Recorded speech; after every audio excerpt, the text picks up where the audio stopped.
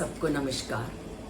हम सब जानते हैं कि आज पितृपक्ष का समापन दिन है और पितृपक्ष का समापन दिन अश्वनी मास की अमावस्या तिथि को होता है।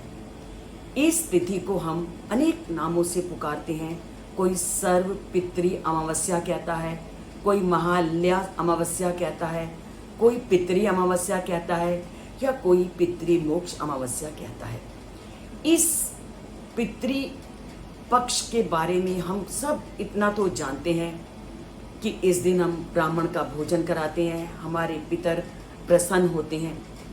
पर कभी किसी ने ये जानने का प्रयत्न किया या जानना चाहा कि इस श्राद्ध परंपरा का आरंभ किसने किया और कहाँ से हुआ?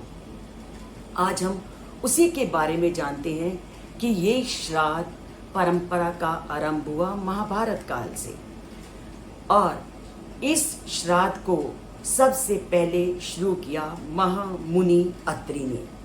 उन्होंने महर्षि निमि को सबसे पहले श्राद्ध प्रदान किया और तब से इस श्राद्ध परंपरा को सभी ऋषि मुनि करने लगे और ऋषि मुनियों से होते होते यह सभी वर्णों में धीरे धीरे प्रचलित होने लगी और ऐसा माना जाने लगा कि इस श्राद्ध परंपरा से हमारे पितर या जो लोग हमें छोड़ के चले गए हैं, अगर उन्हें ये श्राद्ध दिया जाए तो वो लोग प्रसन्न होते हैं और आशीर्वाद देते हैं ताकि बाकी पीढ़ी का जीवन सुखमय बीते।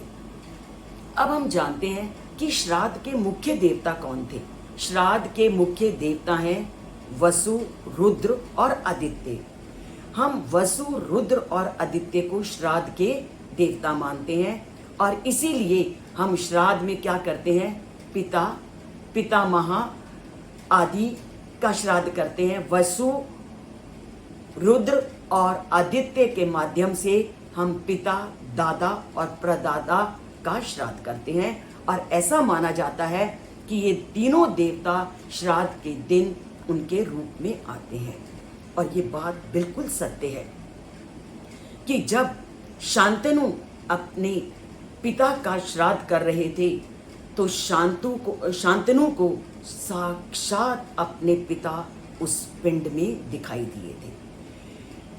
ठीक ऐसी ही कहानी हमें रामायण में मिलती है कि रामायण में जब राम अपने पिता दशरथ का श्राद्ध कर रहे थे तो उस समय सीता माता भाग करके छुप गई और राम ने जब पूछा कि आप अंदर क्यों चली गई तो सीता ने कहा कि मेरे पिता ने मुझे हमेशा सुसज्जित आभूषणों में देखा है और अब श्राद्ध के समय अगर वो मुझे इस वनवासी भेष में देखेंगे तो कितने लज्जित होंगे। तो ये क्या स्पष्ट करता है कि श्राद्ध के दिनों में साक्षात हमारे पूर्वज उस रूप में आते हैं जिस रूप में हम उनका श्राद्ध करते हैं। तो पूर्वजों की उपस्थिति श्राद्ध का प्रतीक है और उपस्थित होकर वे आने वाले कुल को अनेक आशीर्वादों से और परिवार की सुख समृद्धि को प्रदान करते हैं। और यहाँ मैं आज एक बात को और प्रकट करना चाहती हूँ कि ये श्राद्ध केवल इस धरती भारत में ही नहीं होते, किसी न किसी अनेक जगहों पर अनेक देशों में भी अपने पूर्वजों को किसी न किसी रूप में स्मरण किया जाता है उनके आशीर्वादों को प्राप्त करने के लिए। इनका मैं आपको ज़्यादा वर्णन नहीं करूंगी, संक्षिप्त रूप में बताऊंगी कि जापान में अपने पूर्वजों को स्मरण करने के लिए बॉर्न फेस्टिवल मनाया जाता है। जर्मनी में अपने पूर्वजों को सम्मानित करने के लिए ऑल सेंट्स डे फेस्टिवल मनाया जाता है और सिंगापुर, थाईलैंड, श्रीलंका और मलेशिया, हंगरी में घोस्ट फेस्टिवल मनाया जाता है।